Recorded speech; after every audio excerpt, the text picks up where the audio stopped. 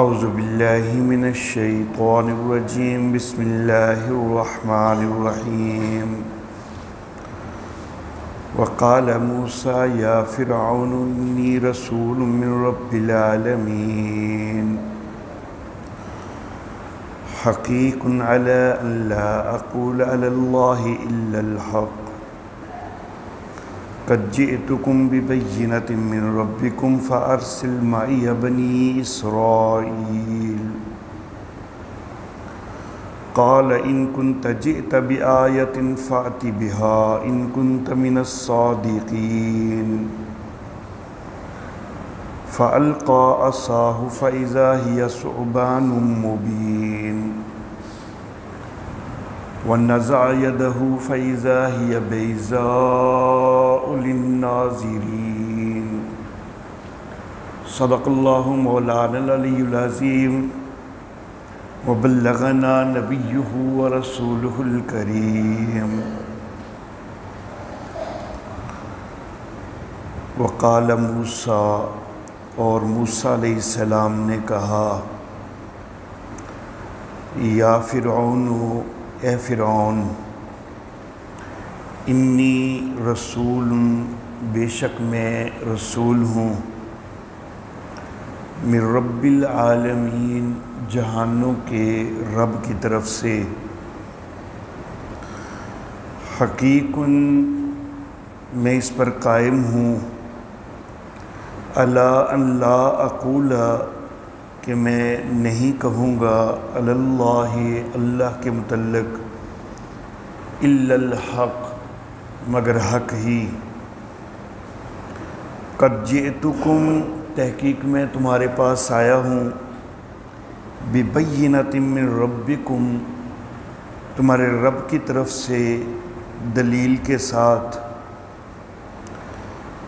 فارسل معی بنی اسرائیل بس میرے ساتھ بنی اسرائیل کو بھیج دے قال وہ کہنے لگا ان کنت جئت بآیۃ اگر تو کوئی نشان لایا ہے فاتی بہا تو لے آ اس کو ان کنت من الصادقین اگر تو سچوں میں سے ہے فألقى عصاه پس آپ نے اپنی لاٹھی ڈالی فإذا هي ثعبان مبین تو اچانک ایک واضح اژدہا بن گئی ونزع يده اور آپ نے اپنا ہاتھ نکالا فإذا هي بيضاء للناظرین تو وہ سفید ہو گیا دیکھنے والوں کے لیے۔ محترم احباب، گزشتہ آیات میں سیدنا نوح علیہ نبینا علیہ الصلاۃ والتسلیمات، سیدنا ہود علیہ نبینا علیہ الصلاۃ والتسلیمات اور سیدنا صالح علیہ الصلاۃ والتسلیمات ان کے واقعات کا تذکرہ ہوا تھا، اور میں نے کہا تھا کہ سورہ مبارکہ کے 3 دعوے ہیں۔ پہلا دعویٰ یہ کہ اللہ کے دین کی تبلیغ کرنی ہے، تبلیغ کے راستے میں کوئی رکاوٹیں آ جائیں، مشکلات آ جائیں تو ان کو بھی برداشت کرنا ہے، لیکن تکلیف سے نہیں رکنا، تبلیغ سے نہیں رکنا۔ دوسرا دعویٰ کہ جو اللہ کی طرف سے نازل کردہ ہے اس کے اوپر عمل کرنا ہے، اپنے پاس سے تحریمات نہیں بنانی۔ اور سورت کا تیسرا دعویٰ یہ ہے کہ پکار اللہ ہی کی کرنی ہے، دعا اللہ ہی سے ہونی ہے، کسی اور کی دعا اور پکار جائز نہیں۔ تو پہلے 3 واقعات جو حضرت نوح علیہ الصلاۃ والتسلیمات کا، حضرت ہود علیہ الصلاۃ والتسلیمات کا اور حضرت صالح علیہ الصلاۃ والتسلیمات کا، تو یہ تینوں تیسرے دعویٰ سے متعلق تھے کہ دعا اور پکار اللہ ہی کی ہونی چاہیے۔ اس کے بعد سیدنا لوط علیہ الصلاۃ و تسلیمات اور سیدنا شعیب علیہ الصلاۃ و تسلیمات، ان کے دو واقعات آئے۔ یہ دوسرے دعویٰ سے بھی متعلق تھے اور تیسرے دعویٰ سے بھی متعلق تھے کہ حلت و حرمت کا اختیار اپنے پاس نہیں بنا لینا، وہ اللہ ہی کے پاس ہے اور اللہ ہی کی پکار ہونی چاہیے۔ اب سیدنا موسیٰ علیہ نبینا علیہ الصلاۃ و تسلیمات، ان کا واقعہ ذکر کیا جا رہا ہے، اور یہ واقعہ جو ہے یہ 6 احوال پر مشتمل ہے، جن میں سے پہلا حال جو ہے وہ ان آیات میں ذکر ہو رہا ہے، اور یہ واقعہ سورت کے پہلے دعویٰ سے متعلق ہے کہ تبلیغ کے راستہ میں مشکلات بھی آئیں تو ان کو بھی برداشت کرنا چاہیے، لیکن تبلیغ سے ہٹنا نہیں۔ سیدنا موسیٰ علیہ نبینا علیہ الصلاۃ و تسلیمات، آپ کو اللہ رب العزت نے معجزات کے ساتھ بھیجا۔ جس دن نبوت ملی ہے پہلے دن ہی 2 معجزات آپ کو عطا کر دیے گئے، مزید 7 نشانات 7 معجزات وہ بعد میں سامنے آئے۔ سورہ بنی اسرائیل ہے، سورت 70ویں ہے، اس کی آیت نمبر 101، جی صفحہ دیکھ، سورہ بنی اسرائیل کی آیت نمبر 101، صفحہ نمبر 264 ہے۔ اللہ رب العزت ارشاد فرماتے ہیں کہ وَلَقَدْ آتَيْنَا مُوسَىٰ 9 آیات بَيِّنَاتٍ، البتہ تحقیق ہم نے موسیٰ علیہ السلام کو 9 واضح نشانات عطا کیے۔ 27ویں سورہ مبارکہ سورۃ النمل، آیت نمبر 12، صفحہ نمبر 341۔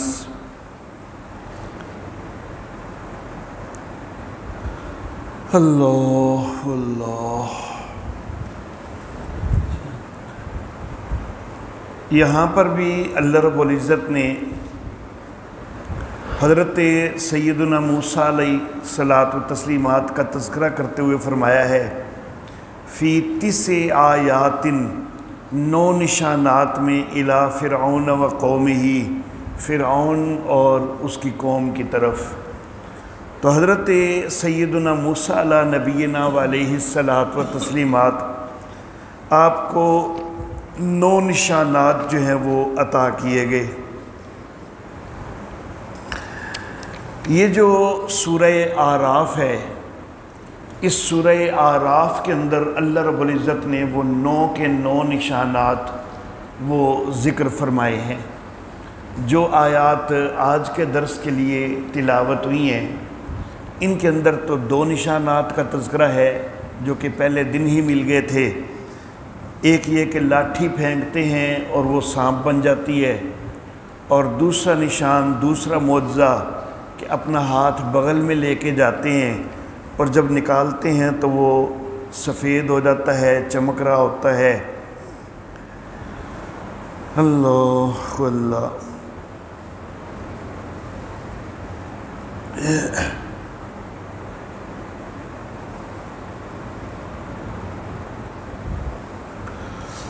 اسی سورہ مبارکہ کی آیت نمبر 130،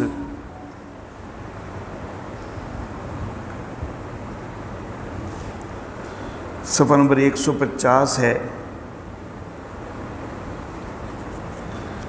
اس میں اللہ رب العزت نے 2 اور نشانات کا تذکرہ فرمایا ہے۔ اللہ فرماتے ہیں وَلَقَدْ أَخَذْنَا آلَ فِرْعَوْنَ بِالسِّنِينَ اور البتہ تحقیق ہم نے فرعونیوں کو پکڑا قحط کے ساتھ، وَنَقْصٍ مِّنَ الثَّمَرَاتِ، اور پھلوں کی کمی کے ساتھ۔ تو ایک قحط کا نشان اور ایک پھلوں کی کمی کا نشان، یہ دو نشان اس آیت مبارکہ میں ذکر ہو گئے۔ دو پہلے ذکر ہو چکے، دو یہ ذکر ہو چکے، چار ہو گئے۔ اس کے بعد اسی صفحہ میں نیچے سے تیسری سطر ہے، آیت نمبر 133 ہے۔ اس میں اللہ رب العزت نے 5 مزید نشانات کا ذکر فرمایا ہے۔ اللہ فرماتے فَأَرْسَلْنَا عَلَيْهِمُ الطُّوفَانَ، ہم نے ان کے اوپر طوفان بھیج دیا، وَالْجَرَادَ، اور ٹڈیاں بھیج دیں، وَالْقُمَّلَ، اور جوئیں بھیج دیں، چچڑیاں، وَالزَّفَادِ، اور مینڈک بھیج دیے، وَالدَّمَ، اور خون کا بھی جو ہے وہ نشان دیا۔ تو 5 نشانات جو ہیں وہ اللہ رب العزت نے اس آیت مبارکہ میں ذکر فرما دیے۔ تو یہ کل 9 نشانات، 9 معجزات سیدنا موسیٰ علیہ نبینا علیہ الصلاۃ و تسلیمات کو عطا کیے گئے۔ جب ان آیات کی تفسیر میں ہم پہنچیں گے تو ان کی تفصیل بھی انشاءاللہ ذکر ہو جائے گی۔ سیدنا موسیٰ علیہ الصلاۃ و تسلیمات جب پہلے دن نبوت عطا ہوئی ہے، 2 نشانات ملے ہیں، اللہ رب العزت کی طرف سے حکم ہوا ہے کہ فرعون کی طرف جانا ہے اور اس کو تبلیغ بھی کرنی ہے اور اپنی قوم بنی اسرائیل کی رہائی کا مطالبہ بھی کرنا ہے۔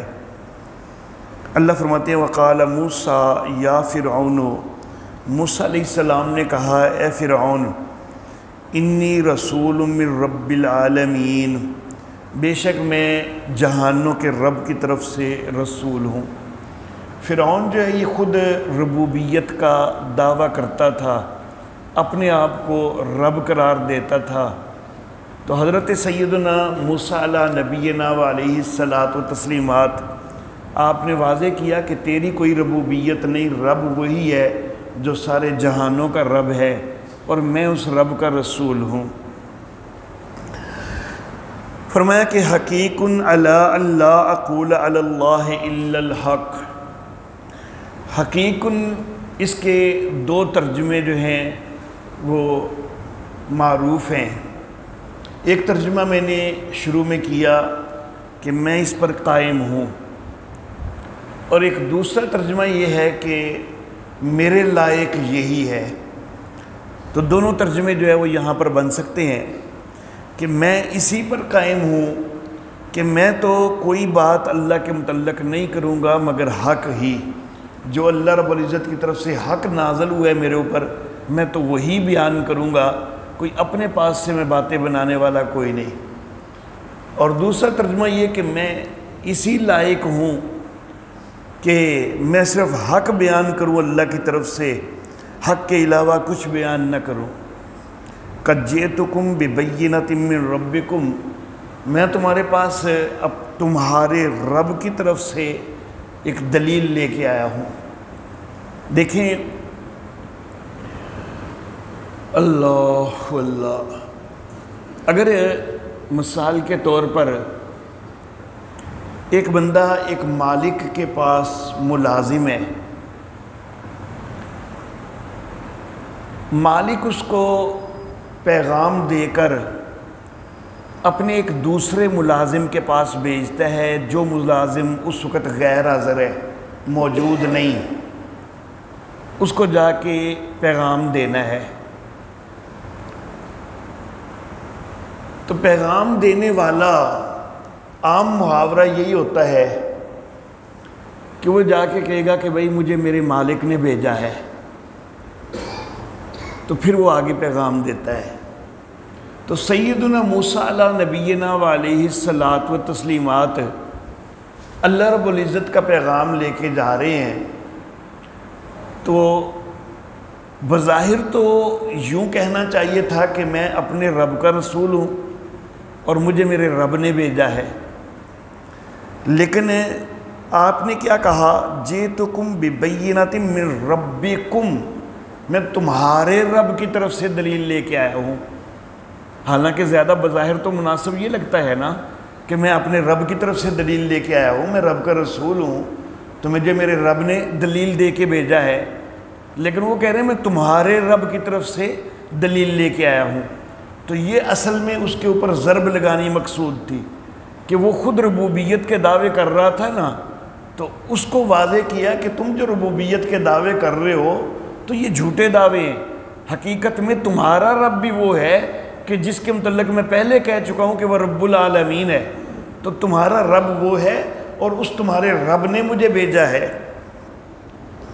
فَأَرْسِلْ مَعِيَّ بَنِي إِسْرَائِيل، میرے ساتھ بنی اسرائیل کو بھیج دے۔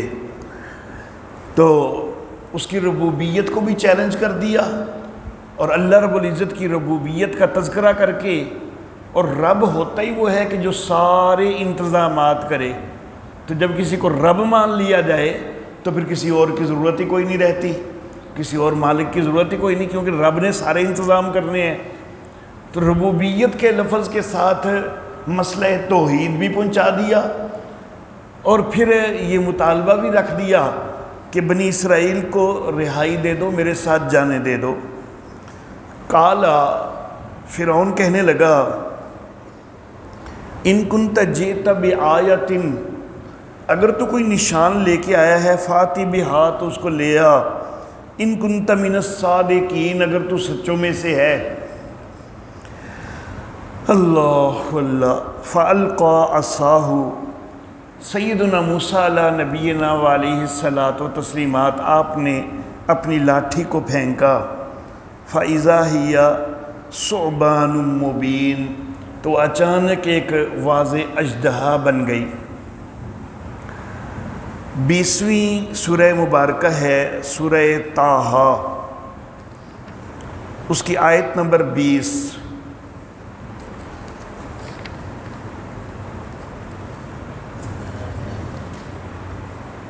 صفحہ نمبر 283 ہے۔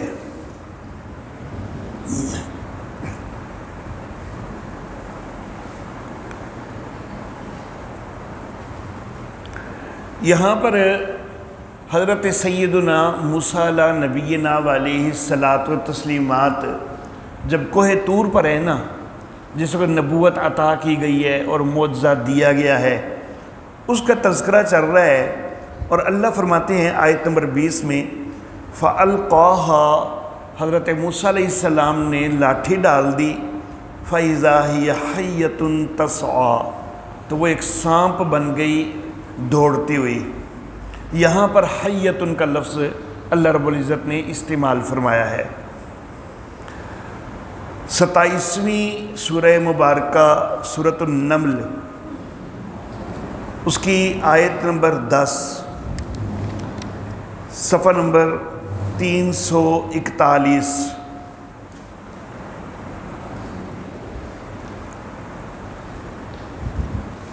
یہاں پر بھی تذکرہ ہے کوہ طور کا ہی۔ اللہ فرماتے ہیں وَأَلْقِ عَصَاكَ، موسیٰ اپنی لاٹھی کو ڈال دیجئے، فَلَمَّا رَآهَا تَهْتَزُّ، جب اس کو ہلتا ہوا دیکھا، كَأَنَّهَا جان، گویا کہ وہ ایک سانپ ہے۔ وہاں پر حیتن کا لفظ آیا تھا، یہاں پر سانپ جان کا لفظ آ گیا، مانا وہاں پر بھی سانپ، یہاں پر بھی سانپ۔ اس سے اگلی سورہ مبارکہ 28ویں سورہ مبارکہ سورۃ القصص، آیت نمبر 31، صفحہ نمبر 351۔ یہاں پر بھی اللہ رب العزت نے کوہ طور کا تذکرہ کرتے ہوئے فرمایا وَأَنْ أَلْقِ عَصَاكَ، اور یہ کہ اپنی لاٹھی پھینکیے، فَلَمَّا رَآهَا تَهْتَزُّ، جب اس کو ہلتا ہوا دیکھا، كَأَنَّهَا جان، گویا کہ وہ ایک سانپ ہے۔ تو یہاں پر بھی لفظ جان آیا ہے۔ سورہ اعراف کی جو آیت مبارکہ ہمارے آج کا موضوع کا حصہ ہے، تو وہاں پر ثعبان کا لفظ آیا ہے، اژدہا۔ 26ویں سورہ مبارکہ ہے سورۃ الشعراء، آیت نمبر 32،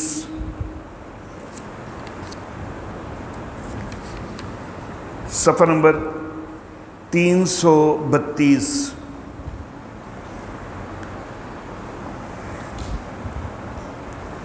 یہاں پر تذکرہ ہے فرعون کے دربار کا۔ پہلے جو 3 مقام میں نے ذکر کیے وہ کوہ طور کا تذکرہ تھا، یہاں جو تذکرہ ہے فرعون کے دربار کا۔ سورہ اعراف کے اندر بھی جو ہمارا آج کا جو موضوع چل رہا ہے جن آیات میں، وہاں پر بھی فرعون کے دربار کا تذکرہ ہے۔ تو یہاں پر اللہ فرماتے ہیں فَأَلْقَى عَصَاهُ، آپ نے اپنی لاٹھی ڈالی، فَإِذَا هِيَ ثُعْبَانٌ مُّبِينٌ، تو اچانک ایک واضح اژدہا بن گئی۔ اللہ اللہ، میرے محترم احباب، حیتن جو ہے وہ ہر قسم کے سانپ کے لیے عربی میں استعمال ہوتا ہے، خواہ وہ سانپ چھوٹا ہے یا وہ بڑا ہے۔ جان کا جو لفظ ہے یہ عربی میں چھوٹے سانپ کے لیے ہوتا ہے، یہ بڑے سانپ کے لیے نہیں ہوتا۔ اور ثعبان کا جو لفظ ہے یہ عربی میں بڑے سانپ کے لیے ہوتا ہے، چھوٹے کے لیے نہیں ہوتا، اژدہا کے لیے ہوتا ہے۔ اردو میں بھی جو ہم اژدہا جس کو کہتے ہیں وہ بڑا سانپ ہوتا ہے۔ اب موسیٰ علیہ الصلاۃ والتسلیمات کی لاٹھی سانپ بنی ہے، تو کسی جگہ اللہ کہتے ہیں جان بنی ہے، کسی جگہ اللہ کہتے ہیں ثعبان بنی ہے۔ چلو حیتن جو ہے وہ تو چھوٹے سانپ کے لیے بھی ہوتا ہے، بڑے سانپ کے لیے بھی، لیکن جان اور ثعبان یہ تو ایک دوسرے کے خلاف بن جاتے ہیں۔ جان تو کہتے ہیں صرف چھوٹے سانپ کو، بڑے سانپ کو کہتے ہی نہیں، اور ثعبان کہتے ہیں صرف بڑے سانپ کو، چھوٹے کو کہتے ہی نہیں۔ تو اصل معاملہ یہ ہے، مختلف مفسرین نے اس کی مختلف توجیحات ذکر کی ہیں۔ ایک توجیہ یہ ذکر کی گئی، مجھے جو چیز زیادہ پسندیدہ محسوس ہوتی ہے وہ میں آخر پہ ذکر کروں گا۔ ایک توجیہ یہ ذکر کی گئی کہ جس وقت لاٹھی پھینکی تو فوری طور پر بنی چھوٹا سانپ، لیکن پھر چند منٹوں میں ہی دیکھتے وہ ایک بڑا اژدہا بن گئی۔ تو اس لیے کبھی ابتدائی حالت کا ذکر کر دیا اللہ نے اور جان کا لفظ بول دیا، اور کبھی انتہائی حالت کا ذکر کر دیا اور ثعبان کا لفظ بول دیا۔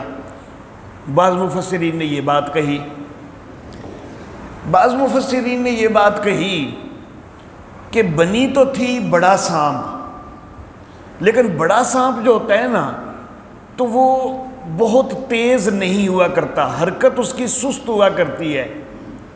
لیکن یہ تھا بڑا سانپ، لیکن حرکت اتنی تیز تھی کہ جس طرح جان کی حرکت ہوتی ہے، جو چھوٹے سانپ کی جس طرح حرکت ہوتی ہے، تو اسی لیے کأنہا جان کہا ہے تو ثعبان، لیکن حرکت کے لحاظ سے گویا کہ ایسے ہے جیسے وہ جان ہے، چھوٹا سانپ ہے، تو حرکت بہت تیز ہے۔ تو یہ مختلف مفسرین نے 2 باتیں جو ہیں وہ اس موقع پر کہی ہیں، لیکن میری جو پسندیدہ رائے ہے وہ یہ ہے کہ اللہ رب العزت نے جہاں جان کا تذکرہ کیا ہے تو وہ معاملہ ہے کوہ طور کا، اور جہاں ثعبان مبین کا تذکرہ کیا ہے تو یہ معاملہ ہے فرعون کے دربار کا۔ جہاں پر کوہ طور میں معجزہ دکھایا گیا ہے، دیا گیا ہے آپ کو، وہاں پر آپ کو کوئی ڈرانا مقصود تو نہیں تھا نا، تو وہاں پر چھوٹا سانپ ہی بنایا گیا، اگرچہ اس چھوٹے سانپ سے بھی موسیٰ علیہ السلام ڈرے ہیں، اگرچہ اس چھوٹے سانپ سے بھی موسیٰ علیہ الصلاۃ والتسلیمات ڈرے ہیں، اور اتنا ڈرے ہیں کہ بھاگے ہیں اور پیچھے مڑ کے دیکھتے بھی نہیں تھے۔ اللہ رب العزت نے اس کا بھی قرآن حکیم میں ذکر کیا ہے، سورہ نمل میں بھی، سورہ قصص میں بھی، کہ بھاگے ہیں اور پیچھے مڑ کے دیکھتے بھی نہیں تھے۔ لیکن بہرحال وہاں پر چونکہ آپ کو صرف ایک چیز دکھانی مقصود تھی کہ یہ آپ کو معجزہ دیا جا رہا ہے، آپ کو کوئی ڈرانا مقصود نہیں تھا، تو وہاں پر بنایا گیا تھا چھوٹا سانپ۔ لیکن فرعون کو تو ڈرانا مقصود تھا، تو اس لیے فرعون کے دربار میں بہت بڑا اژدہا بنایا گیا۔ اللہ اللہ۔ تو فَأَلْقَى عَصَاهُ، سیدنا موسیٰ علیہ نبینا وعلیہ الصلاۃ والتسلیمات نے اپنی لاٹھی کو پھینکا، فَإِذَا هِيَ ثُعْبَانٌ مُّبِينٌ، تو وہ اچانک ایک واضح اژدہا بن گئی۔ وَنَزَعَ يَدَهُ، اور اپنے ہاتھ کو نکالا، فَإِذَا هِيَ بَيْضَاءُ لِلنَّاظِرِينَ، تو وہ اچانک سفید ہو گیا دیکھنے والوں کے لیے۔ اب یہ جو ہاتھ کا سفید ہو جانا ہے تو بعض اوقات یہ کسی نہ کسی بیماری وغیرہ کی وجہ سے بھی ہوتا ہے، لیکن اللہ رب العزت نے قرآن حکیم کے اندر جو ہے وہ اس کی وضاحت فرمائی ہے کہ یہ معجزہ تھا، یہ کسی بیماری وغیرہ کی وجہ سے نہیں تھا، معاذ اللہ ثم معاذ اللہ۔ اللہ اللہ۔ سورہ طٰہٰ ہے 20ویں سورہ مبارکہ، اور اس کی آیت نمبر 22، صفحہ نمبر 283۔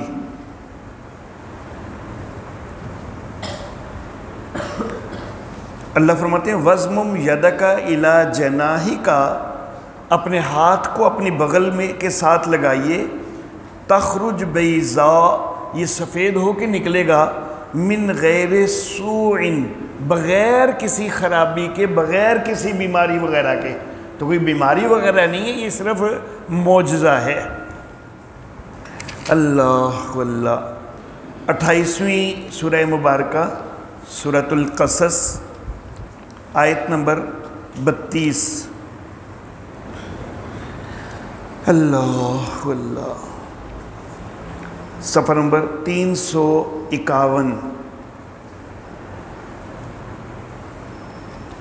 یہاں پر بھی اللہ فرماتے ہیں کہ اسلک یدک فی جیبک، اپنے ہاتھ کو اپنی بغل میں لے جائیے، تخرج بیضاء من غیر سوء، تو وہ نکلے گا سفید لیکن بغیر کسی خرابی کے، بغیر کسی بیماری وغیرہ کے نکلے گا۔ اللہ اللہ۔ تو بہرحال سیدنا موسیٰ علیہ نبینا علیہ الصلاۃ والتسلیمات فوری طور پر جو پہلے دن فرعون کے ساتھ جب اس کے دربار میں گئے ہیں اور اس سے بحث شروع ہوئی ہے، بات چیت شروع ہوئی ہے، تو پہلے دن 2 معجزات ہی آپ نے دکھائے ہیں۔ آگے پھر فرعون جو ہے اس نے اس کو جادو کا نام دے دیا اور پھر جادوگروں کے ساتھ مقابلے کے لیے دعوت دے دی، تو وہ انشاءاللہ آئندہ درس میں۔ وآخر دعوانا ان الحمد للہ رب العالمین۔